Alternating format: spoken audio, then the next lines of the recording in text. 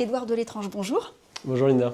Vous êtes directeur général d'Upella, qui est une plateforme qui permet d'optimiser mais aussi simplifier l'expédition des entreprises. C'est plutôt surprenant pour quelqu'un qui vient de la marine. Qu'est-ce qui vous a amené finalement au transport? C'est une bonne question. Alors entre la marine et le transport, il y a eu plusieurs années, mais je pense que le transport, on retrouve un peu cette dynamique, ce mouvement qu'on a dans la marine, parce qu'on est toujours sur les bateaux en mouvement, à se déplacer. Donc je pense qu'il y a une forme de dynamique qui m'attire dans le transport. Il y a ça, et le deuxième aspect, c'est que c'est un métier qui est extrêmement opérationnel. Un transport, c'est d'envoyer une cargaison de marchandises d'un point A à un point B. Et ça nécessite tout un process, un écosystème qui se met en place pour délivrer cette chose. Et les opérations, ça a toujours été un peu quelque chose qui me passionne et dans lequel j'ai adoré travailler ces dernières années dans mes différents métiers. Upella vend quoi exactement? Ils vendent du transport ou du stress en moins? Upella, il vend trois choses. Il vend des prix pour baisser les coûts de transport, qui est quand même clé dans toutes les économies et dans beaucoup de business. Ils vendent du temps, puisque avec cette plateforme et la tech qu'on propose à nos clients, on gagne du temps pour générer ses bordereaux, pour choisir ses transporteurs et pour gérer ses envois de manière générale. Et ils vendent du stress en moins, parce que c'est nous qui allons régler tous les problèmes, les litiges, les soucis de livraison, etc., qui peuvent arriver, parce que ça reste très opérationnel le transport. Et c'est nous qui gérons les dossiers pour nos clients auprès des transporteurs. Mais c'est un secteur qui est connu pour ses marges qui sont très très faibles. On sait qu'Amazon redéfinit pas mal les règles du jeu, même si on comprend bien que ce n'est pas vos concurrents directs, puisqu'ils sont dans le e-commerce. Mais c'est tout de même eux qui finalement redéfinissent les règles du jeu. Comment finalement vous manœuvrez dans cet écosystème? Alors effectivement, l'arrivée d'Amazon et des acteurs similaires ont fait baisser les prix. Donc il y a depuis maintenant quelques années une baisse assez généralisée des prix de transport, ce qui est une bonne chose parce que ça démocratise un peu le transport. Donc forcément, nous, comme on a un système de commission, ça a un impact sur nous. Mais on arrive à s'en sortir en compensant avec du volume. De toute façon, c'est un business de volume. Donc on doit aller chercher des nouveaux clients. On doit faire adhérer à notre solution nos clients existants pour qu'ils passent de plus en plus de leurs envois sur notre plateforme pour qu'on continue à croître et à grandir. Et ensuite, sur l'avenir, la baisse des prix ne va pas continuer éternellement parce qu'à un moment donné, encore une fois, c'est un métier très opérationnel. Tout n'est pas digitalisable. Il y aura toujours quelqu'un qui va devoir prendre le colis, l'emmener d'un point A à un point B. Même si on optimise les tournées, à un moment donné, on ne peut pas baisser les prix éternellement. Et d'ailleurs, on a vu que les prix commençaient à se stabiliser puisque ça a un impact sur la prestation de service. Mais au-delà des prix, ça sous-entend aussi que vous êtes condamné finalement à courir après les standards qu'ils imposent, quelque part.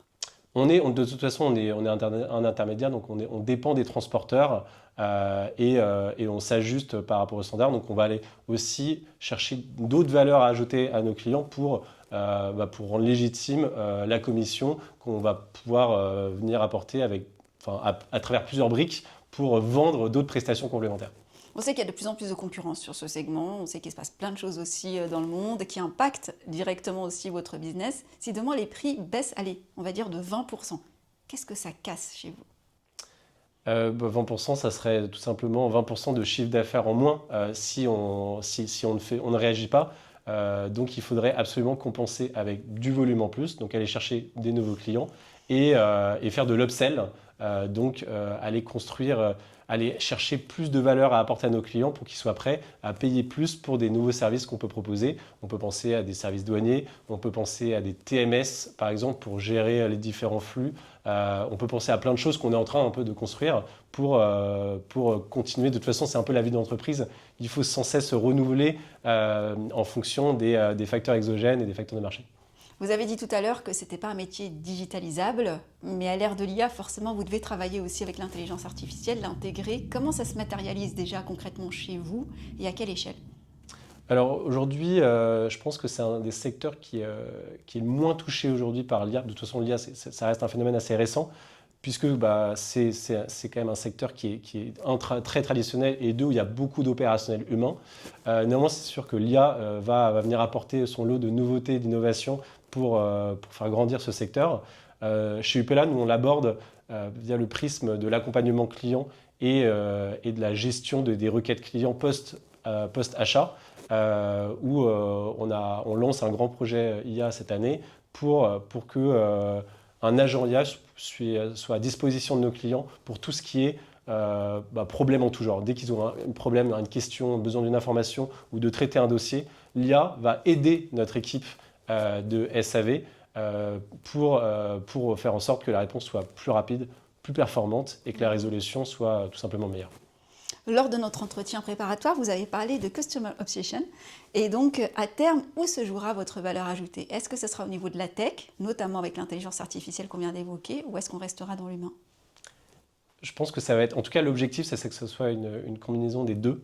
Donc la Customer Obsession, qui a quelque chose qui nous a vraiment drivé tout au cours de l'année 2025 et qui maintenant fait partie et doit demeurer dans l'ADN du Pella, c'est quelque chose qu'on va bâtir autour de l'expertise humaine qu'on capitalise au sein du Pella et de la technologie, de l'IA également, donc autour de la technologie, pour venir améliorer la satisfaction client, pour venir améliorer l'expérience client.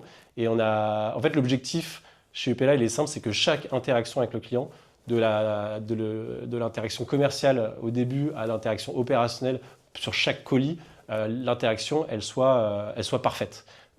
Et ça doit se faire par une combinaison de tech et d'humain, puisqu'il y a besoin de beaucoup d'expertise, d'expérience sur un monde, un écosystème de transport qui est compliqué, puisque il y a de l'international, il y a beaucoup de transporteurs différents, il y a des process qui dépendent de chaque transporteur, de chaque pays.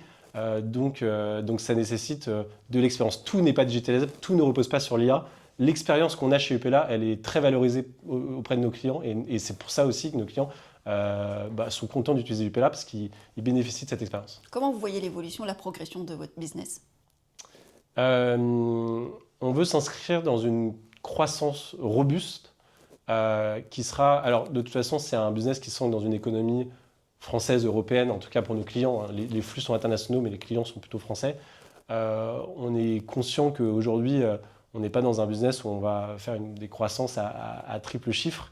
Mais voilà, on veut s'inscrire dans une croissance robuste, stable, de 10-15% par an, qui se bâtit sur de la tech, de l'innovation, des clients de plus en plus, enfin toujours plus satisfaits et du coup qui restent, et d'acquisition de clients qui vient nourrir cette croissance de manière très saine et très linéaire. C'est vraiment ça l'objectif du PLA, c'est d'en faire une PME qui est robuste, rentable, elle l'est déjà, mais de continuer à faire grossir à travers et le chiffre d'affaires et les bidas. On a moins parlé de vos clients, c'est quoi le persona type?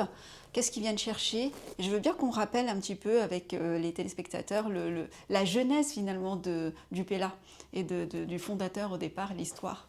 Alors, Upella, c'est une histoire qui commence maintenant à avoir quelques années, puisqu'elle date des années 2010. Le fondateur était un passionné de moto et il aimait dans son garage réparer des vieilles motos et donc il avait besoin de pièces détachées. Donc il avait besoin d'envoyer au sein d'une communauté en fait de fanas de motos, il faisait des envois de pièces détachées. Et il s'est rendu compte que pour des envois un petit peu occasionnels de ce genre-là, il n'y avait pas de solution pour gérer ces envois et surtout bénéficier de prix négociés. Et c'est sur cette idée, ce constat, qu'il a monté Upella, une plateforme où en agrégeant les volumes de plein de petits clients professionnels ou aussi particuliers, alors maintenant c'est plus professionnel, mais à l'époque c'était plus particulier, en agrégeant les volumes, il y avait un point de négociation auprès des transporteurs, ça permettait d'avoir des prix réduits et puis une plateforme digitale pour gérer tout ça. Donc l'idée est née de là. Le fondateur a fait quelques années pour lancer la boîte et il a ensuite vendu au groupe Redsphere, donc, qui est aujourd'hui notre actionnaire, Redsphere, qui est un grand groupe dans le transport à l'échelle européenne, beaucoup plus traditionnel, qui a racheté Upella en 2017 ou 2018, je crois, pour en faire une des sociétés qui constituent le groupe.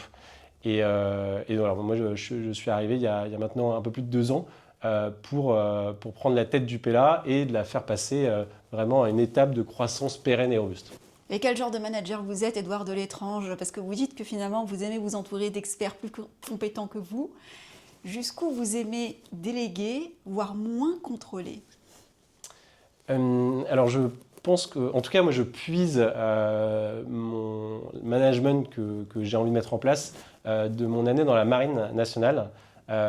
Qui m'a beaucoup structuré et j'ai vraiment adhéré à à ce style de management, ce style de travail en équipe qui est le suivant, que en fait, une équipe est constituée d'experts, d'experts techniques, experts dans son domaine, très qualifiés, qui va très bien maîtriser son périmètre et qui est sous la responsabilité d'un commandant de bord au sein d'un bateau, dont la responsabilité est que chacun dans son domaine d'expertise va bien appliquer son job et être compétent et engagé, et surtout que l'ensemble crée un écosystème harmonieux qui suit un cap qui est le même.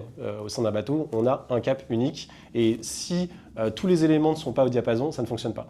Donc c'est vraiment ce que j'essaie d'apporter dans ma manière de diriger une entreprise, c'est de créer un cap, créer un format dans lequel chacun a son expertise, son périmètre, et dans lequel il aura de l'autonomie, de la liberté pour innover, prendre des initiatives, grandir, faire des erreurs, apprendre, etc. Et vous vous définissez aussi comme un manager calme. Plutôt, ouais. Plutôt calme. C'est quelque chose qui vient aussi de la marine et plus généralement de la voile. Je suis tombé amoureux de la mer que j'ai un peu découvert lors de mes études, et de la voile. C'est d'ailleurs ce qui m'a poussé à faire cette année dans la marine. Et je fais beaucoup de bateaux, sur des voiliers. Et ce qui est très important, c'est de maintenir son calme et son sang-froid, puisqu'on est sans cesse exposé à des situations, à des imprévus, que ce soit de la météo, d'autres bateaux ou quelque chose qui se passe à bord avec un membre de l'équipage. Donc il faut sans cesse gérer des imprévus, et ça nécessite, je pense, beaucoup de sang-froid. Un, pour bien gérer la situation, et deux, pour surtout ne pas véhiculer son stress, ce qui aura un impact néfaste sur chacun des experts, pour en revenir à l'image des experts, chacun des experts qui, en situation de stress, va peut-être moins bien appliquer son boulot.